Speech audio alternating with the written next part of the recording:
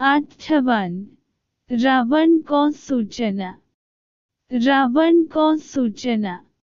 खर दूषण का वध हो जाने पर खर के एक अकम्पन नामक सैनिक ने, जिसने किसी प्रकार से भगकर अपने प्राण बच लिए थे, लंका में जाकर रावण को खर की सेना के नष्ट हो जाने की सूचना दी।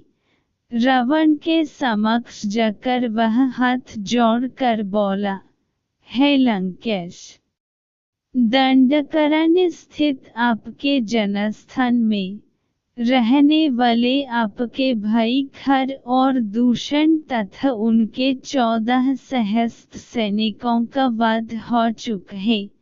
किसी प्रकार से अपने प्राण बचाकर मैं आपको सूचना देने के लिए आया हूँ। यह सुनकर रावण को भारी क्रोध आया। उन्होंने कहा, कौन है जिसने मेरे भाइयों का सेना सहित वध किया है? मैं अभी उसे नष्ट कर दूंगा। तुम मुझे पूरा वृत्तांत बताओ। अकम्पन ने कहा, हे लंकापति, अयोध्या के राजकुमार राम ने अपने पराक्रम से अकेले ही सभी राक्षस वीरों को मृत्यु के घाट उतार दिया। इस समाचार को सुनकर रावण को आश्चर्य हुआ और उसने पूछा, खर को मारने के लिए क्या देवताओं ने राम की सहायता की है? अकम्पन ने उत्तर दिया, नहीं प्रभो, देवताओं से राम को किसी प्रकार की सहायता नहीं मिली है। ऐसा उसने अकेले ही किया है।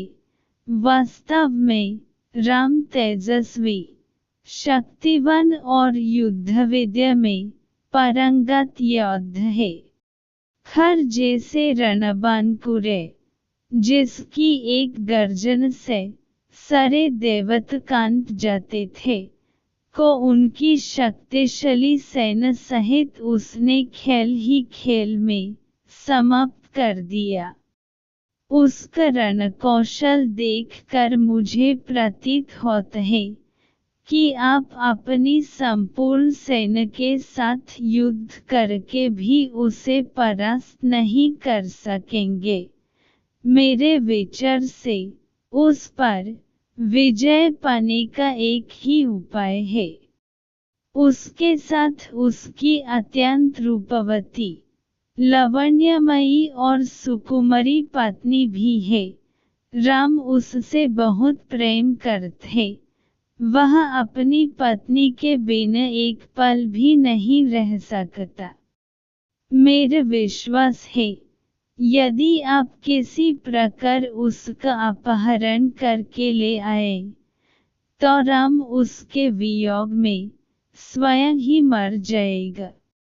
लंकेश रावण को अकम्पन का यह प्रस्ताव सर्वथा उचित प्रतीत हुआ। तत्काल ही वह अपने दिव्य रथ पर सवार हो आकाश मार्ग से उड़ता हुआ अपने परम मित्र मारीच के पास पहुंचा।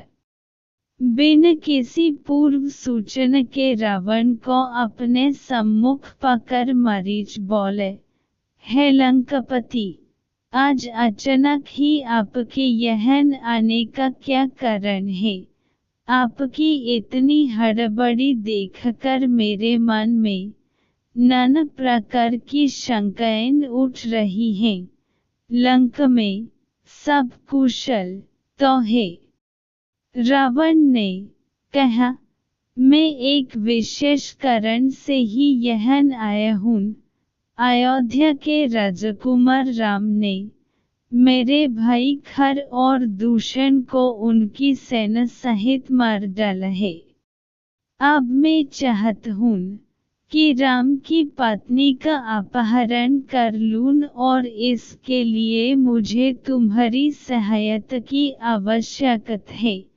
सीता के वियोग में राम बिन युद्ध किए ही तड़प तड़प कर मर जाएगा और मेरा प्रतिशोध पूरा हो जाएगा।